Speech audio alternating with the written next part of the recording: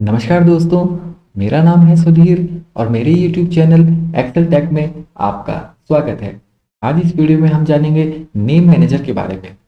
जब आपको एक रेंज की ज़रूरत उसी शीट्स में कई जगह पर होती है या किसी अलग शीट में भी आपको उस रेंज की ज़रूरत एक से ज़्यादा बार पड़ती है, तो क्या होता है, हमें हर बार फॉर्मूला में रेंज को सेलेक्ट करना होता है या डिफाइन करना होता है।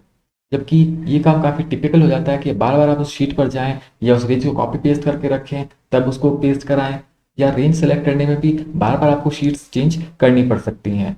इसके बजाय हम क्या कर सकते हैं, किसी एक रेंज को अगर आप एक नाम देना चाहें तो एक्सेल में आप उसको एक नाम दे सकते हैं, जिसके आधार पर आप हर बार उसको नाम से ही कॉल कर सकते हैं। इसी के लिए मैंने आज ये वीडियो बनाया है।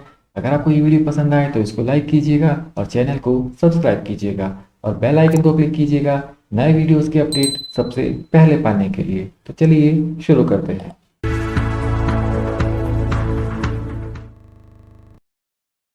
आप देख रहे हैं यहाँ पर मेरे पास एक डेटा है जिसमें कि office code, item, sale unit, per unit price, total price और जीएसटी अमाउंट दिया गया है। यहाँ पर मुझे सबसे पहले टोटल जीएसटी कैलकुलेट करना है, देन मैक्स और देन मिनिमम जीएसटी।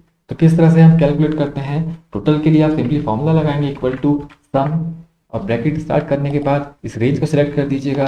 माउस से भी आप कर सकते हैं या कीबोर्ड से भी आप सेलेक्ट कर सकते हैं। शिफ्ट प्रेस कीजिएगा और लास्ट जो भी आपकी सेल है इसको क्लिक कर दीजिएगा। तो कंप्लीट रेंज सिलेक्ट हो गई। इसके बाद एंटर प्रेस कर दीजिएगा। आपका टोटल जीएसटी अमाउंट यहाँ पर कैलकुलेट हो गया। इसी तरह से आपको मैक्स निकालना है, तो फिर आपसे फॉर्मूला लगाएंगे इक्वल टू मैक्स और रेंज को कीबोर्ड की हेल्प से पहली सेल को क्लिक कीजिएगा और कंट्रोल शिफ्ट प्रेस करते हुए लास्ट तक क्लिक कर देंगे। डाउन एरो को क्लिक करेंगे तो आपकी लास्ट तक रेंज सिलेक्ट हो जाएगी। फिर से एंटर प्रेस कीजिएगा तो आपका यहाँ पर मैक्सिमम अमाउंट कैलकुलेट हो जाएगा। इसी तरह से मिनिमम या एवरेज आप कैलकुलेट कर सकते हैं। अब हमें हर बार जब भी मिनिमम या एवरेज निकालना है या कुछ और कैलकुलेशन करनी है इसी डेटा के थ्रू, तो बार बार इस रेंज को सिलेक्ट करना होगा। इसके बजाय हम ये चाहते हैं कि इस रेंज को बार बार सिलेक्ट ना करना पड़े, तो किस तरह से हम इसको एक नेम डिफाइन दे सकते हैं, नेम डिफाइन इसका कर सकते हैं। एक बार मैं डेटा को डिलीट कर देता हूँ। किसी रेंज का किस तरह से आप डिफाइन करते हैं उसका नाम, तो सबसे पहले आप कॉलम के हेडर सहित कंप्लीट जो भी आपका डेटा है उसको सिलेक्ट कीजिएगा। आप देख रहे हैं स्टार्टिंग से और लास्ट तक हेडर सहित मैंने इस रेंज को सिलेक्ट कर लिया। इसके बाद आप फॉर्मूलाज टैब पर जाइएगा। यहाँ से आपको नेम मैनेजर का जो सेक्शन दिख रहा है इसमें से नेम मैनेजर को क्लिक कीजिएगा। जो भी डायलॉग बॉक्स आया इसमें से आप न्यू इसको क्लिक कीजिएगा। अब आप देख रहे हैं जो भी कॉलम का नाम है वो आपको यहाँ पर दिखाई दे रहा है इस तरह से। इसके बाद आप नीचे देख रहे होंगे स्कोप। यहाँ पर आपको स्कोप चूज करना होगा कि जो भी हम ये बना रहे हैं नेम मैनेजर या इस जो भी रेंज का नेम होगा वो कहाँ पर काम करेगा। अगर आप चाहते हैं किसी पर्टिकुलर शीट पर ही काम करे तो शीट को चूज कर लीजिएगा। अदरवाइज आप चाहते हैं कि कंप्लीट वर्कबुक में ये काम करे तो वर्कबुक को चूज करिएगा। इसके बाद आपको कुछ कमेंट यहाँ पर करना है तो यहाँ पर ऐड कर सकते हैं। अब जैसे आप रेफरेंस टू को क्लिक करेंगे आप देख रहे होंगे हमारी रेंज सेलेक्ट हुई आपको दिखाई दे रही होगी। इसके बाद इसको यहाँ से ओके कर दीजिएगा। फिर से इस डायलॉग बॉक्स को क्लोज कर दीजिएगा। अब हमारी रेंज बन चुकी है। अब हमें टोटल जीएसटी अमाउंट कैलकुलेट करना होगा। तो किस तरह से कैलकुलेट करते हैं? सिंपली आप वही फॉर्मूला लगाइएगा equal to sum, bracket start कीजिएगा। अब अगर आपको इस रेंज का नाम याद है तो आप मैनुअली यहाँ पर टाइप कर सकते हैं जीएसटी। अगर आपको इस रेंज का नाम याद नहीं है या भूल गए तो आप कीबोर्ड से F3 की प्रेस कीजिएगा। जो भी आपको यहाँ पर जितने भी आपके नेम्स है वो यहाँ पर शो होंगे। इसमें से जो भी आपका नाम है उसको चूज कीजिएगा और ओके कर दीजिएगा। फिर से भाई जीएसटी आ गया यहाँ पर नाम, ब्रैकेट क्लोज कीजिएगा और एंटर प्रेस कर दीजिएगा। अब आप देख रहे होंगे बिना किसी रेंज को सिलेक्ट किए ही यहाँ पर कैलकुलेशन हो गई और टोटल जीएसटी अमाउंट आ गया। इसी तरह से अगर आपको मैक्स निकालना है फिर से भाई equal to max, bracket start किया और रेंज का जो भी नाम है वो आपने यहाँ पर दे दिया, ब्रैकेट क्लोज किया और एंटर प्रेस कर दिया। मिनिमम अमाउंट निकालना है फिर से equal to minimum, bracket start किया और फिर से अगर मैं आपको बताऊं F3 आप प्रेस कीजिएगा। जो भी यहाँ पर नाम में आपको मिलेंगे उनमें से अपना नाम जो भी आपका रेंज का नाम है सिलेक्ट कीजिएगा, ओके कीजिएगा, ब्रैकेट क्लोज और एंटर प्रेस कर दीजिएगा। अब आप देख रहे होंगे कितने इजी तरीके से हमारी कैलकुलेशन हो जा रही है। हमें बार बार रेंज को सेलेक्ट नहीं करना पड़ रहा है जिस तरह से हम पहले कर रहे थे। एवरेज कैलकुलेट करने के लिए वही फॉर्मूला है, एवरेज आप लिखिएगा, bracket start then GST, range का नाम क्योंकि जो भी टॉप कॉलम था उसके नाम के अकॉर्डिंग ही था, एंटर प्रेस कर दीजिएगा, रिजल्ट यहाँ पर आ जाएगा। इसी तरह से अगर आपको percentage of tax with price, total price के अकॉर्डिंग ही परसेंटेज निकालना है, क्योंकि अभी हमने टोटल प्राइस का नेम सेट नहीं किया है, इसके लिए भी आप क्या कर सकते हैं, इस कंप्लीट कॉलम को सेलेक्ट कीजिएगा हेडर सहित। इसके बाद आप फिर से नेम मैनेजर को क्लिक कीजिएगा, यहाँ से न्यू इसको क्लिक कीजिएगा। अब आप देख रहे होंगे जो भी आपका टोटल का प्राइस का नेम है आपको यहाँ पर दिखाई दे गया। इसमें आपको सबसे ध्यान रखने वाली बात यह है कि अगर यहाँ पर आपके नाम के बीच में स्पेस है, आपने 2-3 शब्द का कोई नाम बनाया है और सबके बीच में स्पेस है, तो यहाँ पर आपको स्पेस नहीं मिलेगा, वो अंडरस्कोर से कवर हो जाएगा। तो ये आप ध्यान रखिएगा। अगर आप चाहें तो यहाँ पर भी अंडरस्कोर लगा सकते हैं, अदरवाइज जो भी आपको यहाँ पर नेम मैनेजर में नेम मिलेगा उसमें एक स्पेस है, शब्द के बीच में, वर्ड्स के बीच में स्पेस है, तो उसमें आपको अंडरस्कोर से कवर हो जाएगा, स्पेस की जगह अंडरस्कोर लग जाएगा। इसी तरह से स्कोप आप वर्कबुक रख दीजिएगा, अदरवाइज किसी वर्कशीट को भी चूज कर सकते हैं। वर्कबुक में फायदा ये होगा कि कंप्लीट वर्कबुक जितनी भी इसमें शीट्स हैं सब में ये रेंज काम करेगी इसी नाम से। अब इसके बाद इसको ओके कर दीजिएगा, फिर से इसको क्लोज कर दीजिएगा। अब हमें यहाँ पर टैक्स अमाउंट का परसेंटेज कैलकुलेट करना है, तो किस तरह से हम टैक्स कैलकुलेट करेंगे, जो भी हमारा ये सम होगा जीएसटी का, इसको डिवाइड कराना होगा टोटल प्राइस के सम से। तो किस तरह से हम करते हैं, इक्वल टू, मैंने लिखा सम, फिर यहाँ से F3 की प्रेस कीजिएगा, यहाँ से अपनी रेंज को सिलेक्ट कीजिएगा, फिलहाल जीएसटी हमें जरूरत है, और इसको ओके कर दीजिएगा, ब्रैकेट क्लोज कीजिएगा। अब हमें जीएसटी के सम को डिवाइड कराना होगा, तो ये टोटल प्राइस वाला सम है, तो इसके लिए फिर से मैं सम करता हूँ, ब्रैकेट स्टार्ट किया, F3 की प्रेस की, यहाँ से इस बार टोटल प्राइस को सिलेक्ट किया, ओके कर दिया, ब्रैकेट क्लोज कीजिएगा और एंटर प्रेस कर दीजिएगा। अब ये कुछ एक नंबर मिला है मुझे, इसको यहाँ से होम टैब में, यहाँ पर आप नंबर फॉर्मेट्स मिले हैं, इसमें से आप इसको परसेंटेज को चूज कर लीजिएगा और एंटर प्रेस कर दीजिएगा।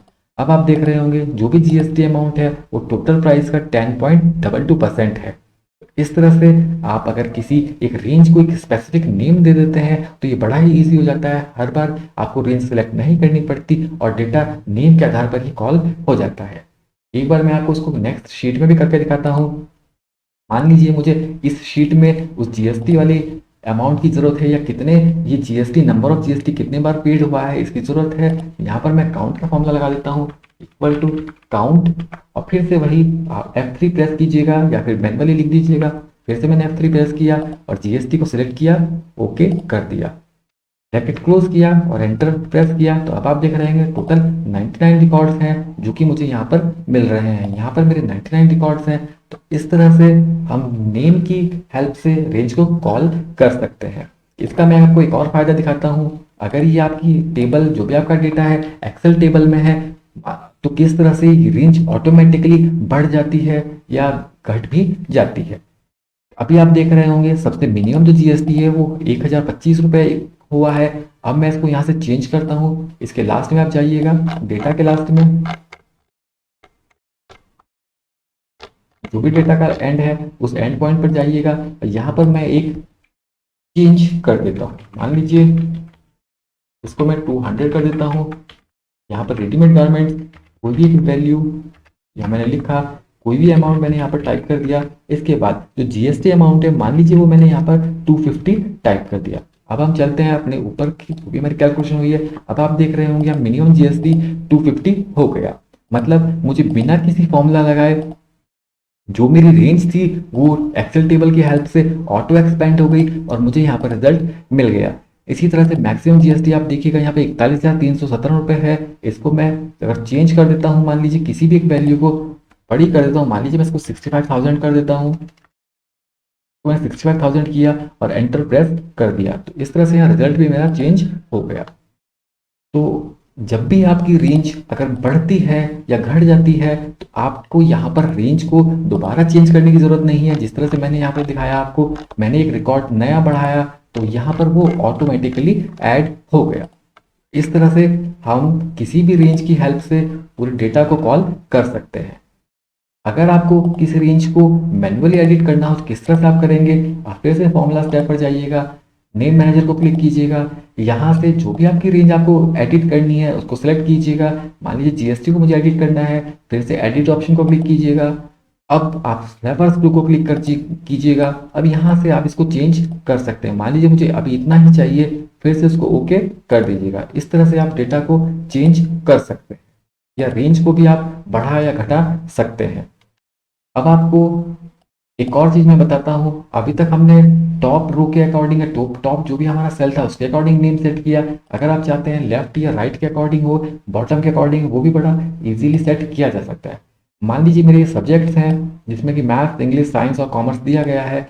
इसकी मुझे एक रेंज बनानी है, इसको एक नाम देना है। इस रेंज को तो किस तरह से आप बना सकते हैं? आप सिंपली इस लाइन को सिलेक्ट कीजिए, जो भी आपका डेटा है हॉरिजॉन्टली है, फिर यहाँ से आपको नेम मैनेजर में ही मिलता है क्रिएट फ्रॉम सिलेक्शन, इसको क्लिक कीजिएगा। अब आपके पास एक डायलॉग बॉक्स मिलेगा, इसमें आप यहाँ पर टिक कर सकते हैं जिसके अकॉर्डिंग भी आपको नेम की लिस्ट बनानी है। अभी मुझे मान लीजिए यहाँ पर कोई टिक नहीं है, मुझे लेफ्ट कॉलम के अकॉर्डिंग, जो भी सबसे लेफ्ट कॉलम होगा उसके अकॉर्डिंग ये लिस्ट तैयार मेरी हो जाएगी। सबसे लेफ्ट कॉलम के अकॉर्डिंग बनानी है, तो मैंने इसको ओके किया। अब हम चेक करते हैं कि हमारी ये रेंज का जो भी नाम था वो बन गई यहाँ पर लिस्ट। फिर से नेम मैनेजर को क्लिक कीजिएगा।